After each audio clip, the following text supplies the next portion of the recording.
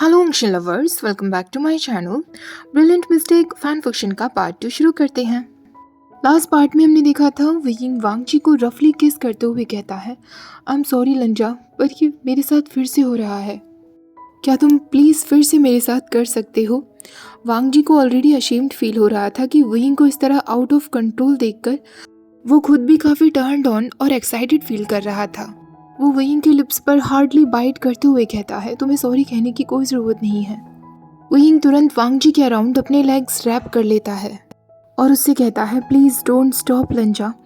और उनके एक और रफ हॉट सेशन के बाद वियिंग को नींद आ जाती है। कुछ टाइम तक वियिंग को ऐसे ही सोता हुआ देखने के बाद वांगजी बेड से उठकर जाने लगता है, पर तभी वियिंग अपनी आंखें खोलता है और उसका हाथ पकड़ लेता है। वो उसका हाथ पकड़ते हुए कहता है, प्लीज़ लंजा यहीं रुको। वांगजी वहीं वियिंग के पास लेट जाता है और वियिंग तुरंत उसे हक कर लेता है। वांगजी वॉल की सीलिंग की तरफ देखे जा रहा था। उसे ऐसे ही लेटे लेटे काफ़ी समय हो गया था। वो सोच रहा था कि अब उसे उठना चाहिए, बात लेना चाहिए और वॉश क्लोथ से उन दोनों को क्लीन करना चाहिए, पर वियिंग उसके ऊपर एक डेड वेट की तरह पूरी तरीके से पड़ा हुआ था और वांगजी उसे जगाना नहीं चाहता था, क्योंकि वांगजी को पता था कि वियिंग की पूरी बॉडी अभी सोर होगी, वो बहुत पेन में होगा। वो बस यही विश कर रहा था कि अब तो ये कर्ज हट चुका हो और उन्हें इस कर्ज के बारे में काफ़ी कुछ पता भी करना था।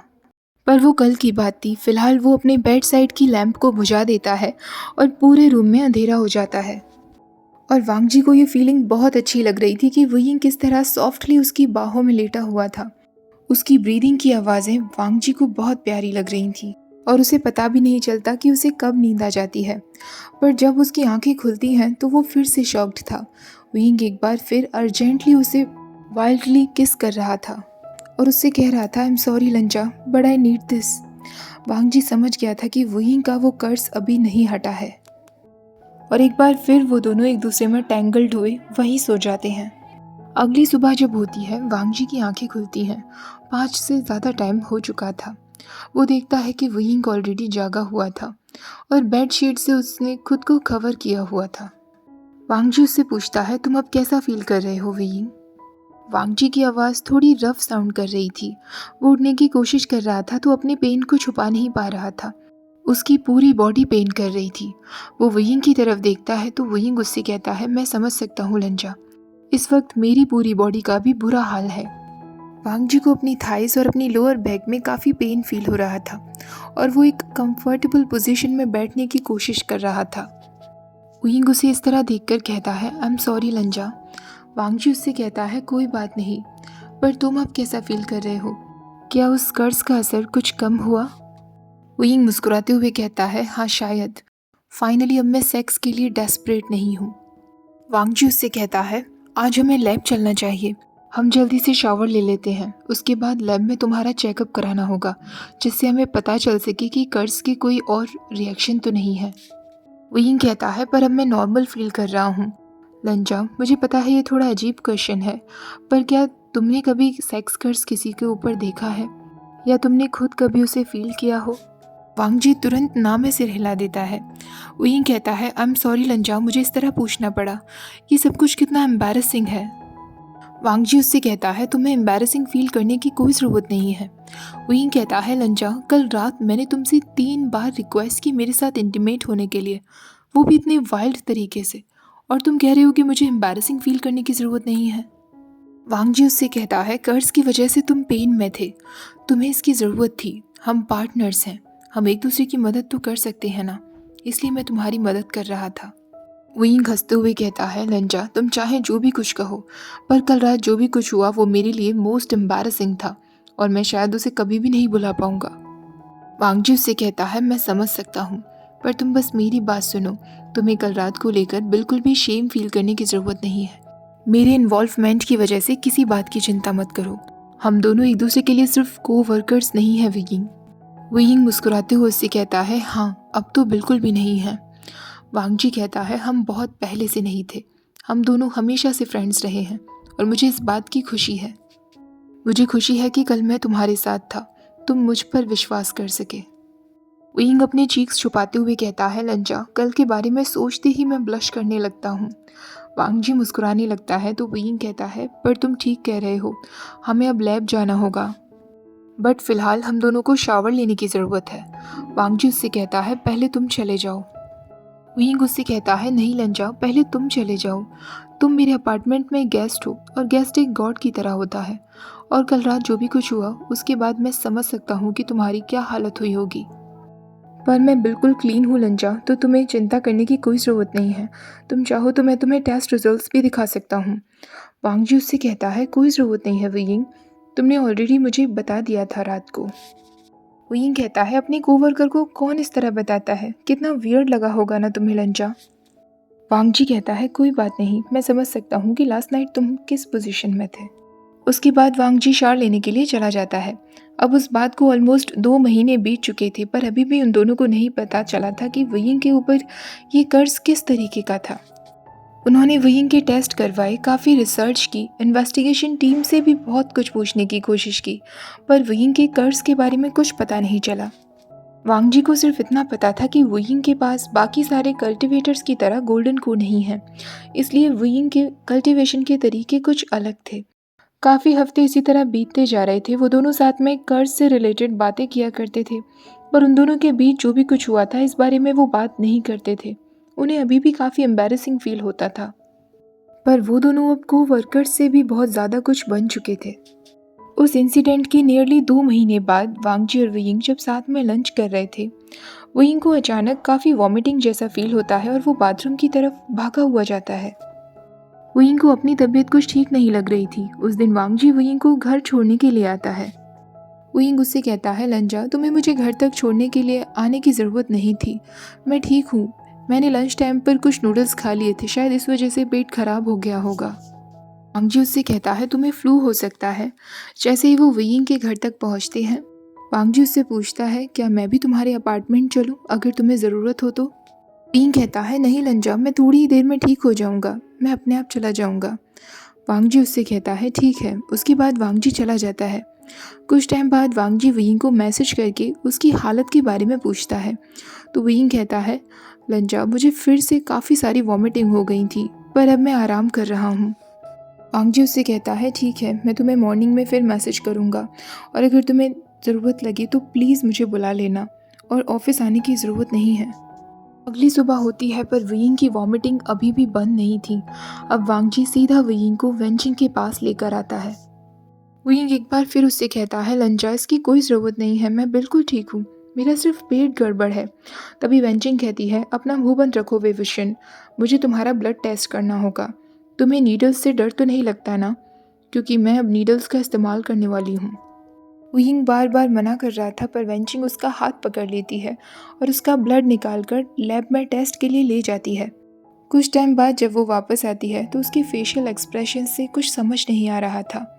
वियिंग उससे पूछता है, वेंचिंग, क्या हुआ, क्या मैं मरने वाला हूँ। वेंचिंग उससे कहती है, वांग जी, क्या तुम कुछ समय के लिए बाहर जा सकते हो। वांग जी वहाँ से जाने लगता है, पर वियिंग उसका हाथ पकड़ लेता है और वेंचिंग से कहता है, जो भी कुछ कहना है उसके सामने कह सकती हो, उसने मुझे और भी ज़्यादा बुरी कंडीशन में देखा है। वेंचिंग कहती है, ठीक है वेवुशन, तुम प्रेग्नेंट हो। ये सुनकर वियिंग का मुंह खुला रह जाता है और वांग जी कोई रिएक्शन नहीं दे पा रहा था। वियिंग वेंचिंग से कहता है, वेंचिंग, क्या ये मजाक करने का समय है। तो वेंचिंग उससे कहती है, मैं कोई मजाक नहीं कर रही हूँ, तुम्हारी रिपोर्ट्स में साफ क्लियर है कि तुम प्रेग्नेंट हो। हालांकि ये मुझे भी थोड़ा अजीब लग रहा है। क्या रिसेंटली तुम्हारे साथ कुछ ऐसा हुआ है जो तुम्हें बहुत अजीब लगा हो, कुछ ऐसा जो किसी और के साथ ना हुआ हो। वियिंग और वांग जी दोनों ही अभी वेंचिंग को उस कर्ज के बारे में नहीं बता पाए थे। वियिंग तुरंत वेंचिंग से कहता है, नहीं, कुछ भी वियर्ड नहीं हुआ, मैंने सिर्फ नूडल्स खाए थे और कुछ भी मेरे साथ नहीं हुआ है। तभी वांग जी वियिंग का हाथ पकड़ लेता है और उससे कहता है, वियिंग, हमें बताना होगा। वियिंग वेंचिंग को अपने उस सेक्स कर्ज के बारे में बता देता है। वेंचिंग उससे कहती है, विवुशन, तुमने मुझसे झूठ बोला, एक प्रोफेशनल डॉक्टर से झूठ बोला। वियिंग कहता है, मैं झूठ नहीं कहना चाहता था, मैं बस नहीं समझ पा रहा था कि मेरे साथ ये चल क्या रहा है। वेंचिंग कहती है, इसलिए तो मैं कह रही हूँ कि तुम्हें सबसे पहले मुझे बताना चाहिए था। वियिंग कहता है, प्लीज़ वेंचिंग, अभी उस बारे में भूल जाओ, अभी ये इम्पॉर्टेंट नहीं है। इम्पॉर्टेंट ये है कि मैं प्रेग्नेंट कैसे हो गया, मेरे पास वो बॉडी पार्ट्स नहीं हैं, मैं एक मेल हूँ वेंचिंग। वेंचिंग उससे कहती है पर अब तुम्हारे पास है। वुयिंग फिर शॉक्ड होते हुए कहता है क्या मतलब है तुम्हारा? वेंचिंग कहती है ये एक ओल्ड पावर है जो तुम्हारे अंदर है, जिसके बारे में डॉक्यूमेंट्स में ज़्यादा कुछ नहीं लिखा है। तुम्हारे ऊपर सिर्फ एक सेक्स कर्स नहीं लगा था, वो एक ऐसा कर्स था जिसने तुम्हारी बॉडी के रिप्रोडक्शन के सर्कमस्टेंसेस को बढ़ा दिया। तुम्हारी बॉडी में अब एक यूट्रस है विभूषण, और तुम दोनों को देखकर साफ पता चल रहा है कि तुम्हारे होने वाले बेबी का फादर लांगवांगजी ही है। वुयिंग हाँ में सिर हिला देता है। उसे फिर से वॉमिटिंग जैसा फील होता है और वो तुरंत बाथरूम में भाग जाता है। वो दोनों अब घर आ गए थे। वुयिंग वांगजी के काउच पर लेटा हुआ था, बार बार अपने फ्लैट स्टमक पर टच कर रहा था। उसे अभी भी विश्वास नहीं हो रहा था कि वो किसी बेबी को जन्म देने वाला है। वांगजी और वुयिंग बार बार एक दूसरे से बात करने की कोशिश करते हैं पर नहीं कर पा रहे थे। फाइनली वुयिंग उससे कहता है लंजा, ये हमने क्या कर दिया है? अब मैं क्या करूँगा, मुझे कुछ समझ नहीं आ रहा। वांगजी उससे कहता है हम दोनों इसमें इन्वॉल्व हैं, जो भी कुछ किया है हम दोनों ने किया है, तो हम दोनों साथ मिलकर इसका सॉल्यूशन ढूंढेंगे। वुयिंग उससे पूछता है पर कैसे लंजा? वांगजी एक गहरी सांस लेता है और उससे कहता है ये एक ऐसा डिसीजन नहीं है जो हम अभी के अभी ले लें, पर जो भी कुछ होगा मैं भी इसका हिस्सा बनना चाहता हूँ। मैं चाहता हूँ कि हम दोनों इसमें साथ में हों। वो अब वुयिंग के स्टमक पर हाथ फेराते हुए कहता है मैं इस बेबी को तुम्हारे साथ मिलकर पालना चाहता हूँ। वुयिंग तुरंत उससे कहता है लंजा, तुम्हें ये सब करने की ज़रूरत नहीं है, मेरी ही गलती तो है जो ये सब हो रहा है। वांगजी उससे कहता है तुमने वेंचिंग की बातें सुनी थी ना, जो भी कुछ है हम दोनों की वजह से है। वुयिंग कहता है पर कर्ज तो मुझे लगा था ना, और मैं ही तुम्हें बार बार फोर्स कर रहा था मेरे साथ इंटीमेट होने के लिए। वांगजी उससे कहता है तुमने मुझे फोर्स नहीं किया था। वुयिंग कहता है पर लंजा, तुम्हारे ऊपर ये कर्ज नहीं था। वांगजी के चीक्स एकदम रेड हो जाते हैं और वो वुयिंग से कहता है मैं जानता हूँ, मैं जो भी कुछ कर रहा था अपनी मर्जी से कर रहा था। वुयिंग ये सुनकर मुस्कुराने लगता है और वांगजी के शोल्डर्स पर सिर रखते हुए कहता है माय गॉड लंजा, ये हमारा बेबी है, मुझे अभी तक विश्वास नहीं हो रहा। वांगजी भी वुयिंग के शोल्डर पर हाथ रखते हुए कहता है हाँ वुयिंग, हमारा बेबी। वुयिंग कहता है अब हमें क्या करना चाहिए लंजा, क्या हमें कोई लिस्ट बना लेनी चाहिए? मुझे तो इस सब में कुछ भी नहीं पता है, तुम लिस्ट बनाने में बहुत अच्छे हो लंजा, लिस्ट से हमें बहुत हेल्प मिलेगी बेबी को पालने में। वांगजी उससे कहता है हम लिस्ट बना लेंगे, और वो बस वुयिंग की तरफ ही देखे जा रहा था। वुयिंग काफ़ी ज़्यादा ब्लश कर रहा था और बहुत ब्यूटीफुल लग रहा था। वांगजी उसे किस करना चाहता था। उसे अभी भी रात का वक्त याद था जब उसने वुयिंग को किस किया था, उसके माउथ को टेस्ट किया था।